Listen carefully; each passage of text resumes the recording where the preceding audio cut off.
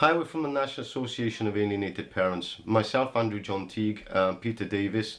This year, 2018, we launched NAP, the National Association of Alienated Parents, to introduce this educational DVD for schools and contact centres to have a full understanding of what goes on in the background and the forefront with children throughout the UK. Hi, my name is Peter Davis. I'm one of the directors of NAP, and we formed back in March. One of the things that we're acutely aware of since forming is that there's a need to improve awareness throughout the general public, and especially amongst professionals working with children and families. One of the main areas that we've discovered is that there's a paucity of information in schools and contact centres, and this is what this video is intended to address. Well, hello, my name is Stuart Hontry. I am an advisor to an organisation called the National Association of Alienating Parents, who have asked me to come in and contribute to an educational DVD that they're preparing for schools to perhaps help schools understand and to increase their awareness of a concept known or phenomenon called parental alienation. Now, parental alienation is a phenomenon where one parent will manipulate their children to reject needlessly a relationship with the other parent. And when we look at parental alienation in clinical terms, it's not just a single mental health problem, it's a series of incremental mental health problems which are likely to develop in the absence of any effective intervention for these type of children. So being able to see and be aware and see how these events progress is extremely important, especially for first instance professionals who get lots of time with these children, such as teachers. And from what we've seen, schools can be key players in parental alienation. They can be key players in progressing it, they can be key players in preventing it. If they have the awareness, they can see it developing and do things that are very useful in stopping the progression of these mental health disorders at whatever stage they may be. But what we see normally is we have 4 types of responses from schools. They can be facilitators. There are 2 types of facilitators. One is the head teacher or the teachers who decide actively to assist one parent in manipulating their children against the other parent. There are those who naively do the same thing. So they're still engaging in the behaviours of ostracising the other parent, normally the non-resident parent. But also there are the schools who are helpless to do, they think they're helpless to do anything positive when in fact they're not. And the 4th type is those who are child focused, do everything they possibly can to help the child, and with those kind of schools we see far better outcomes for those children very, very much earlier. So I'm going to try and promote the awareness of this kind of phenomenon in schools, because we know that it's a major problem for not just for schools but for the children within those schools, and it's a major disruptor of schools from their core duties of educating children. And these kind of children can be not only the children difficult, but the interactions with the professionals are difficult, and the interactions with the parents. And an inordinate amount of time can be spent by professionals within schools doing things that they're not really trained to do, and it really takes them away from their core duties of educating not just that child but other children as well. So probably the first concept that certainly teachers need to be aware of, and head teachers, is a thing called triangulation, where an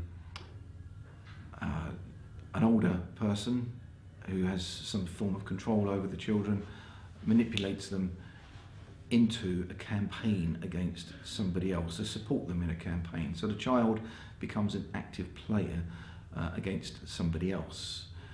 So the first person to be recruited is the child into this, but also alienating parents will do everything they can to triangulate and recruit other forms of support, mainly from professionals. And it would be every agency that the child is likely to, across whose radar the child is likely to move, such as social services, sometimes the police, certainly the schools, and we'll focus on the schools here, and also trying to manipulate and recruit both sides of the family against what we call a targeted parent, which is the parent that the controlling parent wishes to remove from the child's life.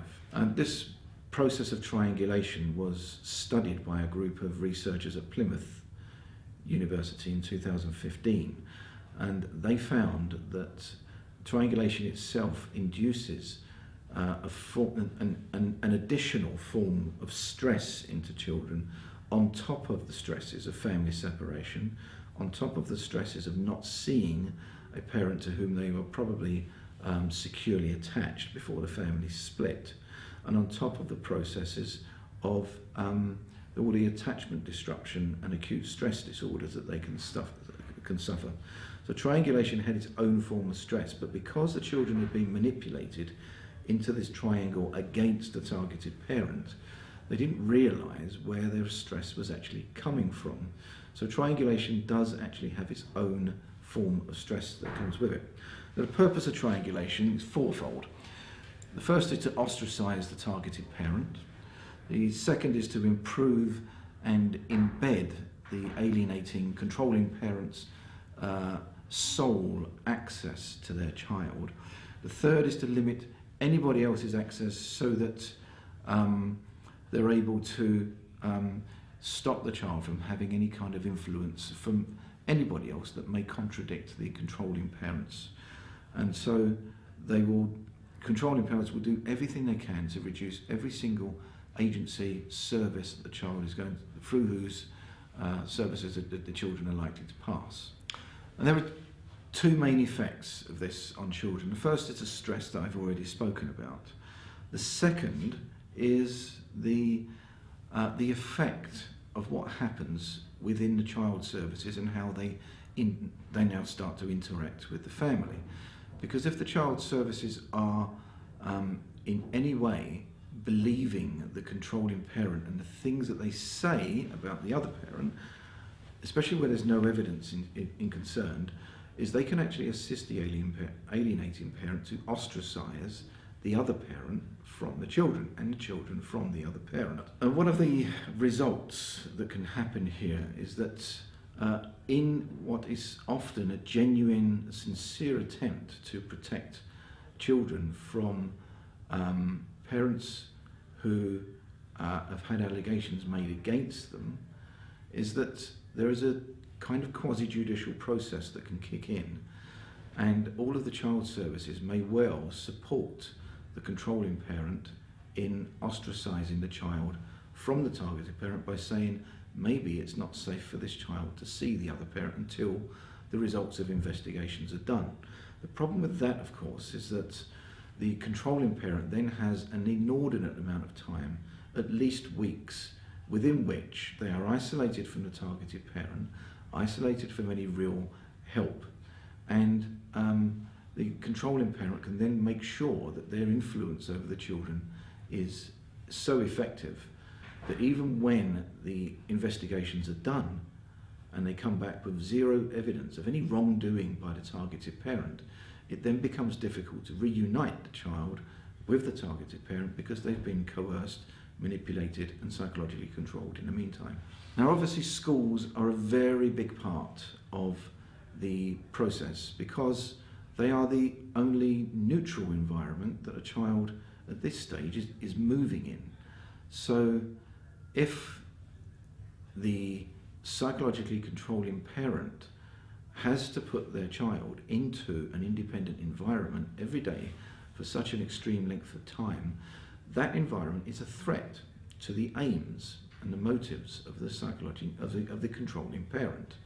So what they tend to do is they will try and manipulate the school environment so that it mirrors the home environment and the child doesn't have the impression that they're moving within a neutral place where they can say and do and express themselves as they feel.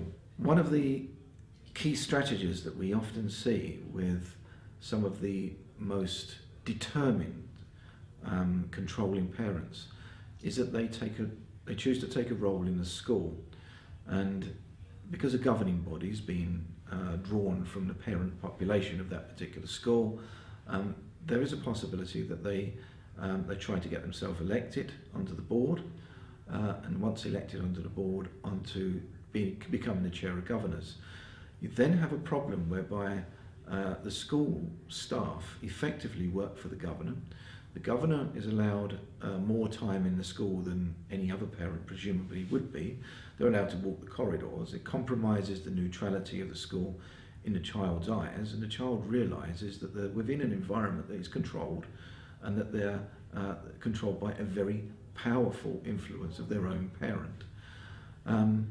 And also, as a governor, they may actually be able to even further disaffect the perceptions of school staff against the targeted parent. Some school staff, even if they don't agree with what's going on, may feel that they have no choice but to comply for the good of their careers. And things for these type of children can get very, very rough indeed, because it means that they never have any kind of respite from the control that they're under. They're controlled at home, and their environment at school is very much controlled as well. So in order to understand parental alienation, you need first to have at least a basic knowledge of a thing called attachment. And attachment is the neurobiological system that is hardwired within us that enabled us to bond very closely with our carers. So providing carers are empathic and they look after our needs, and there's a reciprocal dance where a child needs something and it's provided for by the parent, an attachment and a secure bond will develop between the carer, parent and the child. And the child's emotional regulation is very largely dependent on the availability of their secure attachments. So if one of their secure attachments is missing after a family separation, the chances are that the child will be very stressed. And I'm sure you've seen it as teachers, where you understand that there's been a family separation and the behaviour and the presentation of the children within that family suddenly changes. They become anxious, they become less resilient, and what this is that because they're missing one of their secure attachments, they are the stress responses of their attachment system are starting to kick in, and these children are suffering from acute stress disorders, adjustment disorders, and separation anxieties. And whilst they're in this particular state, it's very difficult for them to function properly. Now, all of our higher end cognitive functions, such as empathy, morality, our response regulation, our ability to modulate our fears and to unlearn our fears, all depend upon the foundation and maintaining of a secure attachment. And as soon as our attachments are disrupted, these are the kind of higher end cognitive functions which start to be compromised. And if a child is at the same time as these disorders which are associated with attachment and the neurological diminishing of these higher end functions, it makes them less likely and less able, less resilient to withstand behaviours of psychological control. So these children are far easier to coerce, far easier to manipulate. And if they are being manipulated against the other parent, you will probably see that as teachers in the way that these children speak about the other parent. Now, in the early stages of attachment disruption, you may understand that the children are very happy to be with the other parent, so it's best to be guided by the child's behaviours rather than their expressions. If you see that if the other parent is coming into the school and the child is happily interacting with them at the beginning of this process, then the chances are that they have a good relationship with that targeted parent before the family separation, or even in a family that is long since been separated, but something has triggered off the what we call the alienating behaviours from the controlling parent. So there may be various points that the behaviours can be alienating strategies and behaviours can trigger within an alienating parent. For some, it's the point of family separation. For some, it's beforehand. But some may actually have been separated for some years and shared the care of their children without any problems at all. And then suddenly something triggers off the alienating strategies. The most common one being that the other parent finds a new partner, and a controlling parent is upset, anxious, worried, scared of allowing their child time with a new partner who they don't know. And there are other triggers as well for these behaviours to start. And you'll see changes in children who beforehand would have been happy to go to both parents. You may now see and hear expressions from children saying that that they're not as keen to see the other parent as they previously were. However, although the children may say this, if the other parent collects them from school, the children are happy to go with them.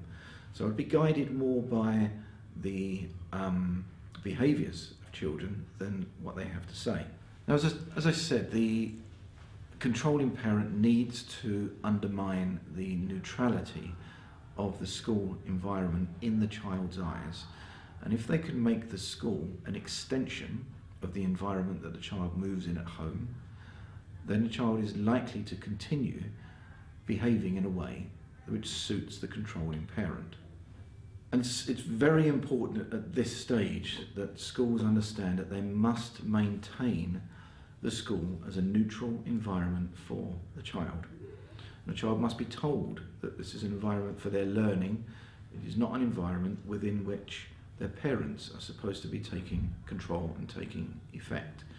The neutrality of schools is an absolute key point, because there are very few other environments that are available in the assessment processes that may now come into play, where children can go. And if the environment that children normally move in at school is a comfortable one and is neutral and where they feel supported, then the interviews and assessments which can be done at school are likely to be far more effective and less damaging and, frankly, less abusive to children than they may otherwise could be. And one of the key ways that schools can maintain their independence is to understand that there is a chance that their good offices can be manipulated, and manipulated in a way that disadvantages the child's relationship to the other parent and disadvantages the other parent's relationship to the school. The first thing that happens, from what we see quite often, is that the staff get manipulated. The head teachers have probably seen all this.